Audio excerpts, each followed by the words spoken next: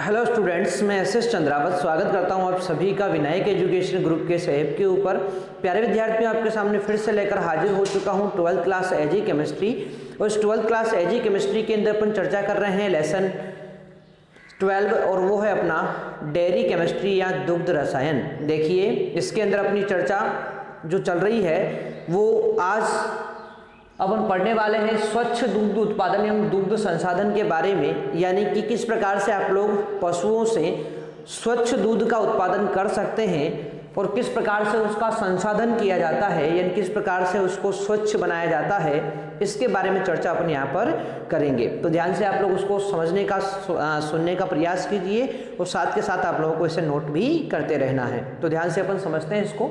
देखो, दो वर्ड आते हैं यहाँ पर बार बार। एक तो होता है स्वच्छ दूध और एक होता है सुरक्षित दूध।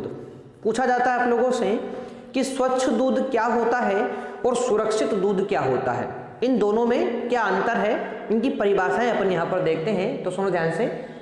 बात करें स्वच्छ दूध के बारे में, तो स्वच्छ दूध एवं स्वच्छ पशु, देखो स्वस्थ का मतलब समझते हो, यानी जिसके अंदर कोई बीमारी नहीं हो, ठीक है, एवं स्वच्छ पशु। स्वच्छ मतलब जो पशु बिल्कुल साफ सुथरे हो, है ना, गंदे नहीं होना चाहिए।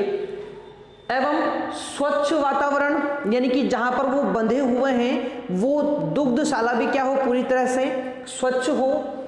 साफ हाथों, यानी कि जो ग्वाला दूध निकाल रहा है उसके हाथ क्या हो, साफ हो। साफ बर्तन, यानी जिसके अंदर दूध निकाला गया है वो बर्तन भी क्या हो, साफ हो। तो इस परिस्थिति में जो दूध उत्पादित किया गया है वो दूध स्वच्छ दूध कहलाएगा। क्या कहलाएगा? स्वच्छ दूध। एक बार मैं फिर रिपीट कर रहा हूं, ध्यान से देखेंगे। स्वस्थ एवं स्वच्छ पशुओं से स्वच्छ वातावरण में, साफ हाथों से, साफ बर्तन में निकाला गया दूध स्वच्छ दूध कहलाता है। क्या कहलाता है? स्वच्छ दूध कहलाता है। ठीक है, तो ये तो बात हुई स्वच्छ दूध की। अब बात करें सुरक्षित दूध की। तो देखो भाई, सुरक्षित दूध का मतलब होता है वह दूध जिसमें प्रत्यक्ष एवं अप्रत्यक्ष अशुद्धियां बिल्कुल नहीं पाई जाती है, यानी ऐसी अशुद्धियां जो प्रत्यक्ष रूप से आपको आंखों से दिखाई दे जाए और जो अप्रत्यक्ष हो, यानी कि जो आंखों से आपको स्पष्ट दिखाई नहीं दे रही है, ऐसी किसी प्रकार की अशुद्धियां वहां पर उपस्थित नहीं हो। साथ ही जीवाणुओं की संख्या भी उस दूध के अंदर क्या हो, बहुत कम हो और मनुष्य के उपयोग के लिए स्वास्थ्य की दृष्टि से वो सुरक्षित हो। तो वो जो दूध होगा वो कहलाएगा क्या? सुरक्षित दूध कहलाएगा। एक बार फिर रिपीट कर रहा हूं, वह दूध जिसमें प्रत्यक्ष एवं अप्रत्यक्ष अशुद्धियां बिल्कुल नहीं पाई जाती है, जीवाणुओं की संख्या बहुत कम होती है और मनुष्य के उपयोग के लिए स्वास्थ्य की दृष्टि से सुरक्षित होता है, ऐसा दूध क्या कहलाता है? सुरक्षित दूध कहलाता है। ठीक है भाई, तो इस तरह से स्वच्छ दूध क्या होता है, सुरक्षित दूध क्या होता है, इन दोनों के बारे में अपन ने चर्चा यहाँ पर कर ली है। अब इन दोनों से संबंधित एक बात आप लोगों को और ध्यान रखनी होगी, वो मैंने आप लोगों को नोट में यहाँ पर बता दी है कि सुरक्षित दूध सदैव स्वच्छ दूध होता है, यानी कि प्रत्येक सुरक्षित दूध जो होता है ना वो स्वच्छ दूध होता है, परंतु यह जरूरी नहीं होता है कि स्वच्छ दूध हमेशा सुरक्षित दूध भी हो। यानी कि स्वच्छ दूध और सुरक्षित दूध के बारे में यदि बात की जाए तो सुरक्षित दूध जो होता है वो सदैव ही स्वच्छ दूध होता है, परंतु ये जरूरी नहीं है कि स्वच्छ दूध जो है वो स्वास्थ्य के लिए सुरक्षित भी हो। ठीक है, तो इस तरह से इन दोनों के बारे में चर्चा अपनी हो चुकी है। अब बात आती है कि सर दूध जो होता है, अपन जो भी पशु है, गाय भैंस, उनसे दूध अपन प्राप्त करते हैं तो वो दूध तो स्वच्छ ही होना चाहिए, है ना। फिर उसमें अशुद्धियों की बात कहाँ आ गई? ठीक है ना। तो भाई आप लोगों को पता होना चाहिए कि दूध जो है वो जानवरों से जो प्राप्त किया गया है या पशुओं से जो दूध प्राप्त किया गया है उसमें अशुद्धियां आई कहाँ से? किस प्रकार से अशुद्धियां वहां पर आई इसके बारे में चर्चा करें तो देखो अगला टॉपिक अपना है दूध के दूषित होने के कारण, यानी दूध जो हुआ वो दूषित क्यों हुआ, दूध जो आप लोगों ने उत्पादित किया है वो दूषित क्यों हुआ है, किन अशुद्धियों के कारण वो दूषित हुआ है, इसके बारे में चर्चा अपन यहाँ पर करते हैं। तो सुनो ध्यान से, दूध को दूषित करने के लिए मुख्यतः 2 प्रकार की अशुद्धियां जिम्मेदार होती है। दूध को दूषित करने के लिए 2 प्रकार की अशुद्धियां जिम्मेदार होती है और इसमें सबसे पहली होती है प्रत्यक्ष अशुद्धि और दूसरी होती है अप्रत्यक्ष अशुद्धि। ठीक है, सिंपल सी बात है, ऐसी अशुद्धियां जो अपन को आंखों से दिखाई दे जाए स्पष्ट रूप से वो तो क्या होती है, प्रत्यक्ष अशुद्धि होती है, और जो आंखों से स्पष्ट दिखाई नहीं देती वो अप्रत्यक्ष अशुद्धि होती है। ठीक है, तो बात करें अपन प्रत्यक्ष अशुद्धि के बारे में तो वे अशुद्धियां जो आंखों से प्रत्यक्ष दिखाई दे जाती है, जैसे चारे दाने के तिनके या कण, गोबर के कण, बाल हैं, मच्छर हैं, मक्खियां हैं, धूल कण हैं, यदि ये सब अपने दूध के अंदर गिरी हुई है तो आपको आंखों से स्पष्ट दिख जाती है, तो ये जो अशुद्धियां होती हैं ना ये प्रत्यक्ष अशुद्धियां कहलाती है। ठीक है, और ध्यान रखें इन्हें अलग करने का तरीका क्या होगा, तो वो सिंपल सा तरीका है, साफ कपड़े या छलनी से छानकर आप लोग इनको पृथक कर सकते हैं दूध के अंदर से। ठीक है, तो ये था अपना बात यहाँ पर प्रत्यक्ष अशुद्धियों के बारे में, पहली प्रकार की अशुद्धियां जो दूध को अशुद्ध करने के लिए जिम्मेदार होती है। ठीक है, तो आशा करता हूँ आपको ये बात बिल्कुल समझ में आ गई होगी कि स्वच्छ दूध क्या होता है, इसके अलावा आपका सुरक्षित दूध क्या होता है, और दूध को दूषित करने के लिए जो जिम्मेदार अशुद्धियाँ होती है उसमें पहले प्रकार की अशुद्धि यानी कि आपकी जो प्रत्यक्ष अशुद्धि है ये आपको यहाँ पर समझ में आ गई होगी। ठीक है भाई, तो साथ के साथ आप लोग इसे नोट भी करते रहें ताकि सारी चीज़ें आपकी अच्छे से यहाँ पर कंप्लीट हो जाए। ठीक है, अब देखो भाई इसके बाद अगले प्रकार की अशुद्धि होती है और वो है अपनी कौन सी अशुद्धि, अप्रत्यक्ष अशुद्धि, यानी कि जो आपको आंखों से स्पष्ट दिखाई नहीं देगी, उसके बारे में चर्चा अपन यहाँ पर करेंगे। ठीक है भाई, तो ध्यान से आप लोग देखिए, अगला टॉपिक अपना है दूसरे प्रकार की अशुद्धि और वो है अपनी अप्रत्यक्ष अशुद्धि। ठीक है, चलो तो देखते हैं इसको भी। अप्रत्यक्ष अशुद्धि, अशुद्धि। अब देखो भाई अप्रत्यक्ष अशुद्धि का मतलब मैंने आपको बता दिया है, ऐसी अशुद्धि जो आंखों से आपको स्पष्ट दिखाई नहीं देती है, जिसे सूक्ष्मदर्शी से अपन देख सकते हैं, वो होती है क्या, अप्रत्यक्ष अशुद्धि। ठीक है, तो यहां पर लिख सकते हैं वे अशुद्धियां जो आंखों से, वे अशुद्धियां जो आंखों से प्रत्यक्ष रूप से दिखाई नहीं देती है, दिखाई नहीं देती है, दिखाई नहीं देती है सूक्ष्मदर्शी द्वारा, या जिन्हें सूक्ष्मदर्शी द्वारा, सूक्ष्मदर्शी द्वारा देखा जा सकता है, देखा जा सकता है, अप्रत्यक्ष अशुद्धियां कहलाती है। अप्रत्यक्ष अशुद्धियां कहलाती है, जैसे अशुद्धियां कहलाती है जैसे जीवाणु, जैसे क्या होगी, जीवाणु को अपन यहां पर ले सकते हैं भाई। ठीक है, अब देखो ये जो अशुद्धियां हैं जो अप्रत्यक्ष रूप से आपको दिखाई दे रही है, आंखों से स्पष्ट दिखाई नहीं दे रही है, ये दूध में आई कहाँ से? तो देखो भाई, ये दो तरीके से या दो स्थानों से दूध के अंदर आ सकती है। अब वो दो स्थान कौन से होंगे? तो भाई सुनो ध्यान से। एक तो ये आ सकती है अयन के बाहर से और एक आ सकती है अयन के अंदर से।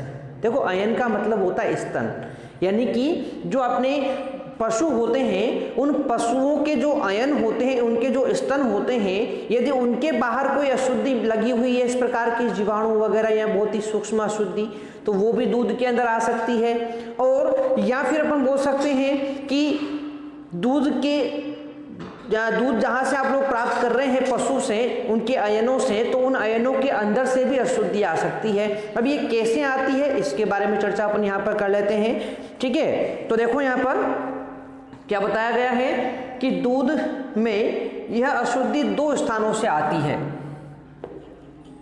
दूध में यह अशुद्धि दो स्थानों से आती है, ठीक है। और वो दो स्थान कौन से हैं? तो देखो भाई, सबसे पहला स्थान होता है आपका अयन के भीतर से, अयन के भीतर से। अब देखो अयन यानी कि स्तनों के भीतर से ये अशुद्धियां आएगी कैसे? तो देखो भाई, देखो क्या होता है कि मान लेते हैं कोई पशु जो है वो किसी बीमारी से ग्रसित है, यानी पशु बीमार है। अब बीमार है तो बीमार होने के कारण बीमारी के जो भी जीवाणु होते हैं, वो जीवाणु क्या होते हैं? वो स्तनों के माध्यम से कहाँ आ जाते हैं? तो दूध में आ जाते हैं, ठीक है ना। इसके अलावा मान लेते हैं पशु के अंदर थनैला रोग हुआ है ना, पशु के अंदर थनैला रोग हो रखा है। अब थनैला रोग जो होता है ना, उसमें पशु के जो स्तन होते हैं, उन स्तनों या उन अयनों की कोशिकाएं कट जाती है, जिससे आंतरिक रूप से रक्त स्त्राव होने लग जाता है। तो जो पशुओं का रक्त होता है ना, वो भी दूध के साथ कहाँ जाता है? बाहर आ जाता है। तो इस प्रकार से क्या होता है, देखो कि जब पशु जो होते हैं, यदि वो किसी बीमारी से ग्रसित हैं तो भी जीवाणु दूध के अंदर आ सकते हैं, या मान लेते हैं वो इस प्रकार के जैसे थनैला रोग से ग्रसित है तो दूध के अंदर जो है रक्त भी आ सकता है। तो इस प्रकार से क्या होता है, देखो कि अशुद्धियां जो होती है वो दूध में दो प्रकार से आएगी। पहला प्रकार मैंने आपको बता दिया है अयन के भीतर से, यानी स्तन के भीतर से, ठीक है। तो देखो भाई,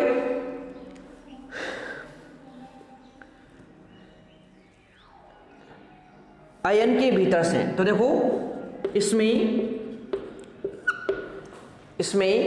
हानिकारक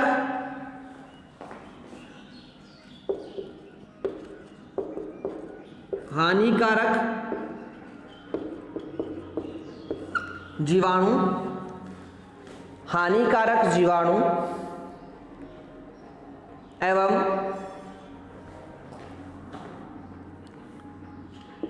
एवं अयन की टूटी फूटी कोशिकाएं, अयन की टूटी फूटी कोशिकाएं रक्त कण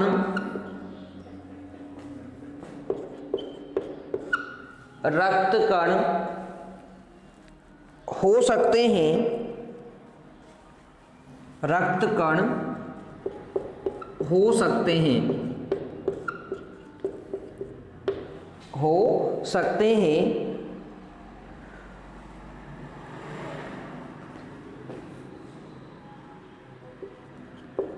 अयनों के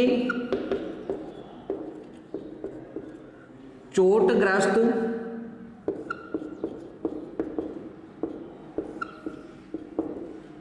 होने से घाव के द्वारा जीवाणु दूध में प्रवेश कर जाते हैं।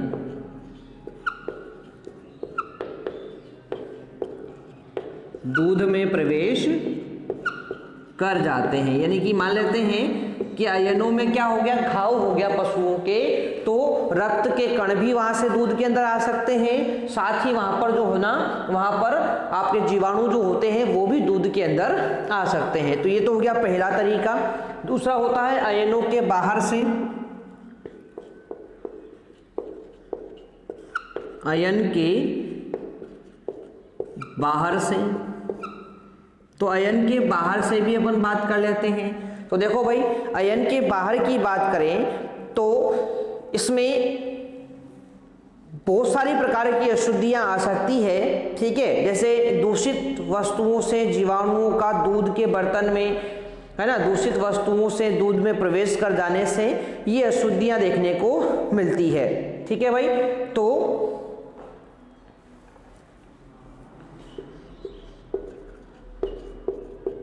अधिकांश अशुद्धियां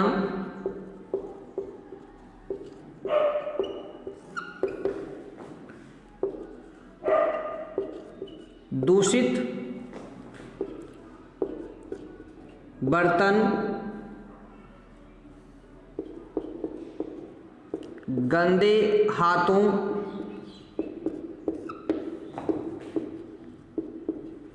दुग्धशाला की साफ सफाई ना होने,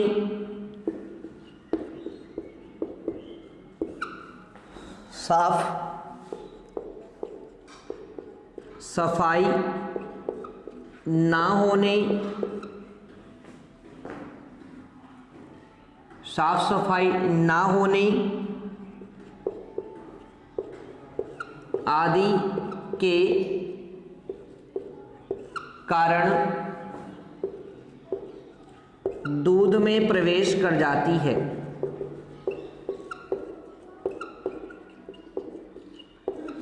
दूध में प्रवेश कर जाती है, ठीक है भाई,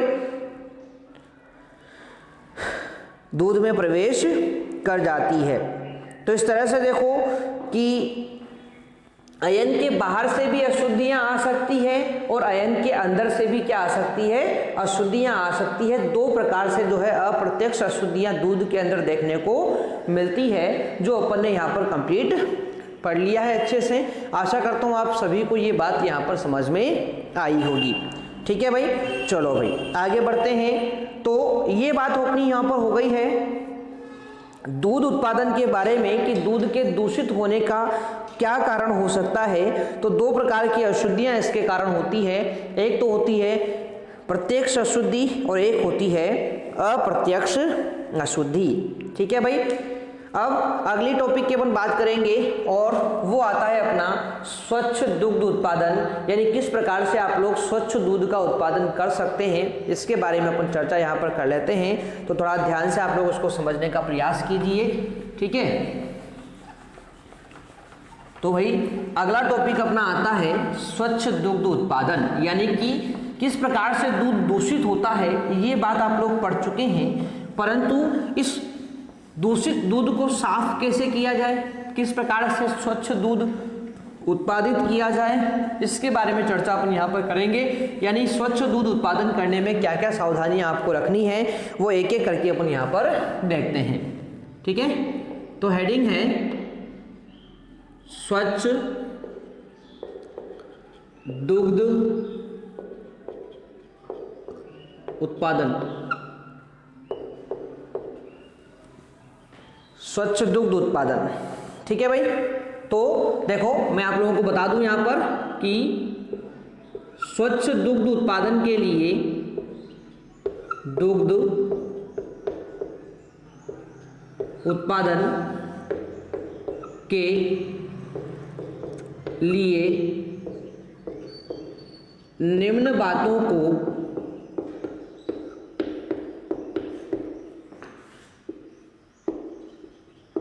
ध्यान में रखना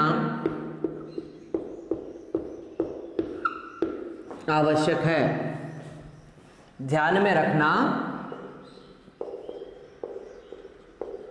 आवश्यक है, ठीक है भाई। अब ऐसी कौन कौन सी बातें हैं तो एक एक करके अपन पढ़ना शुरू करते हैं। सबसे पहले स्वच्छ एवं साफ पशु, स्वच्छ एवं साफ पशु, यानी जिस पशु से आप लोग दूध प्राप्त कर रहे हैं वो जो पशु है वो पूरी तरह से स्वच्छ हो, वो पूरी तरह से साफ हो। कैसे इसको स्वच्छ बनाएं, कैसे इसको साफ बनाएं, तो इसके बारे में चर्चा अपन यहाँ पर करते हैं। तो देखो भाई, आपको बताया गया है कि जिस पशु से दूध प्राप्त करना हो वो थनैला रोगों या संक्रामक रोगों से, क्षय रोग आदि बीमारियों से ग्रसित नहीं होना चाहिए। ठीक है, तो ध्यान रखें, जिस पशु से दूध प्राप्त करना हो वह संक्रामक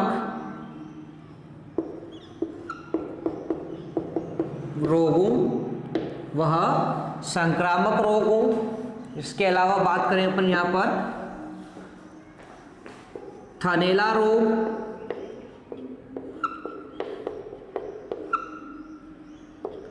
तथा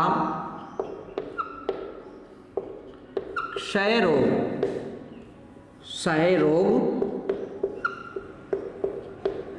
से ग्रसित नहीं होना चाहिए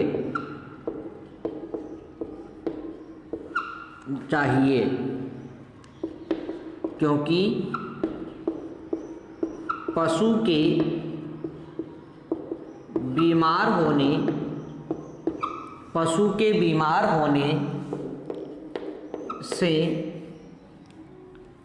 होने से जीवाणु दूध में प्रवेश कर जाते हैं।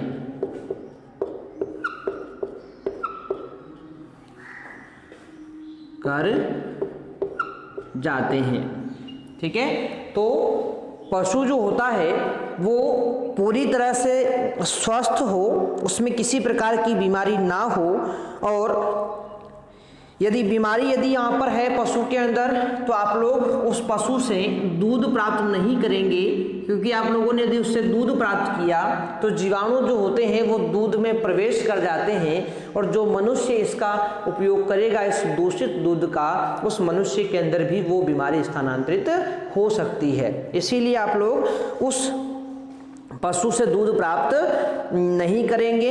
ठीक है, प्रवेश कर जाते हैं, अतः समय समय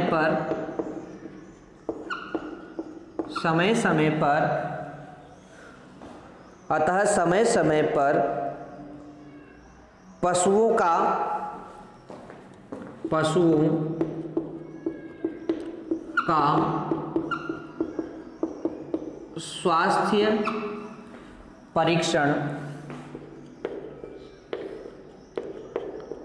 स्वास्थ्य परीक्षण कराते रहना चाहिए।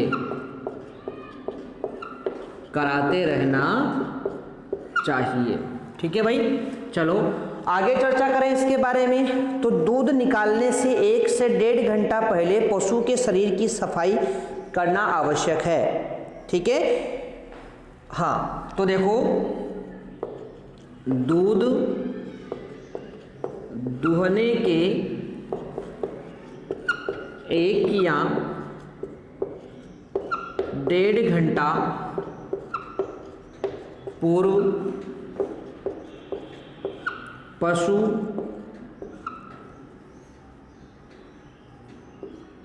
के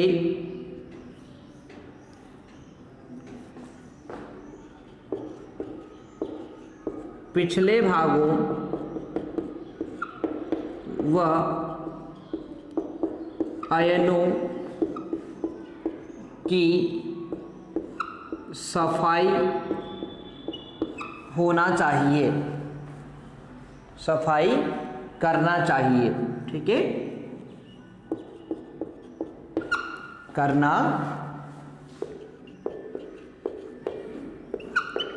चाहिए, सफाई करना चाहिए।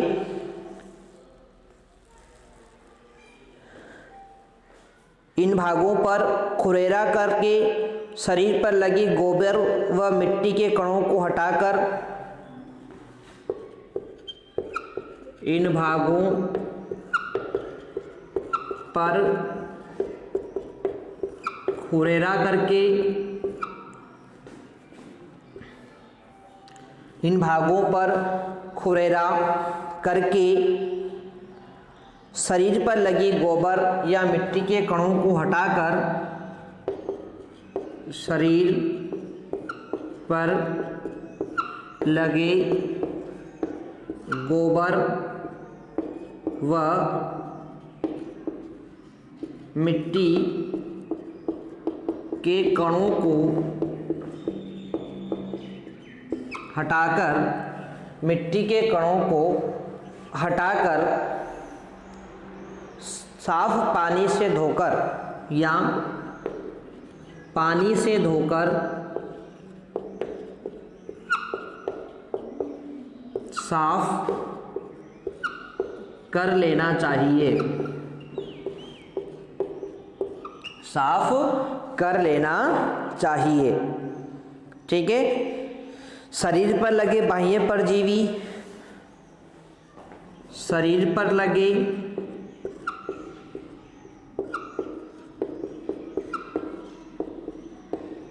बाह्य